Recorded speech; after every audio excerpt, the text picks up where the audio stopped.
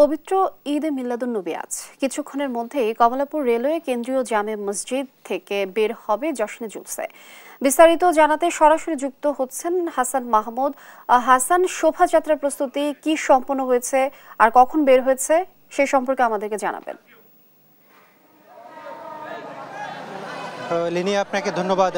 আমরা এই মুহূর্তে জশ্নে জুলুসে যে রাসূল সাল্লাল্লাহু আলাইহি ওয়াসাল্লামের যে জন্মদিন উপলক্ষে যে মিছিল, সেই মিছিল র্যালিতে, সেখানে কিন্তু এই মিছিলটি আসলে কমলাপুর রেল স্টেশন জামে মসজিদ থেকে কিন্তু শুরু হয়েছে। মিছিলটি এই মুহূর্তে আরামবাগ থেকে শুরু করে সেই রাস্তা প্রদক্ষিণ করে এখন কিন্তু তারা ফকিরাপুল থেকে পল্টনের দিকে যাচ্ছে এবং এই মিছিলে প্রত্যেকেরই যে স্লোগান সেটি হচ্ছে রাসূল সাল্লাল্লাহু আলাইহি ওয়াসাল্লাম 1400 বছর আগে তিনি দুনিয়া থেকে বিদায় নিলেও কিন্তু তার যে জীবনী সেটি কিন্তু এখনো মানুষের জীবনে জাজ্বল্যমান এবং এই জীবনী কিন্তু আসলে মানুষের জীবনে বাস্তব এবং গ্রহণযোগ্য একটি সমাধান যেটি দিচ্ছে যে সকল অন্যায় অবিচার জুলুমের বিরুদ্ধে যে তার একান্ত যে প্রচেষ্টা ছিল সেই আইয়ামে জাহিলিয়াতের যুগেও সেইটি কিন্তু কার্যকর হয়েছিল এবং মানুষকে মুক্তির এবং আলোর দিশা দিয়েছিল, সেটি কিন্তু এখনও মানুষকে আসলে মুক্তি দিতে পারে। সেই স্লোগানে কিন্তু এখানে দিচ্ছেন সাধারণ জনতা, তারা কিন্তু নেমে এসেছেন। সেই সকাল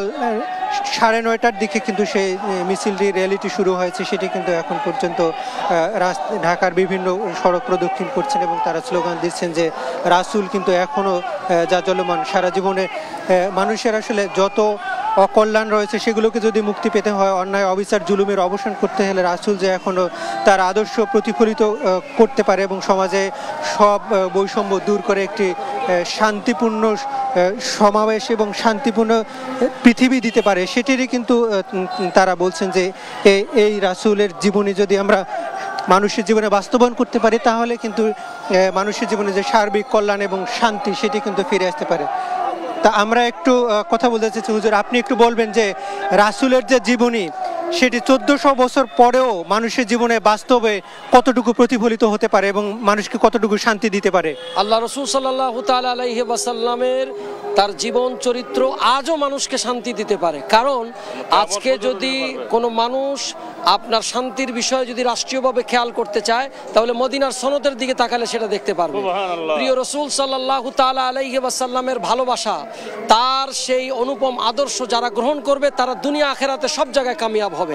আজকে পৃথিবীতে যে শান্তির মেঘনা কাটার কথা বলা হচ্ছে, আল্লাহ রসুলের দেখানো মদিনার সনদের আলোকে যদি রাষ্ট্র ব্যবস্থা হয় সে দেশে 100% আল্লাহ রসুল সাল্লাল্লাহু আলাইহি ওয়াসাল্লামের দেখানো পথে শান্তি আসবে।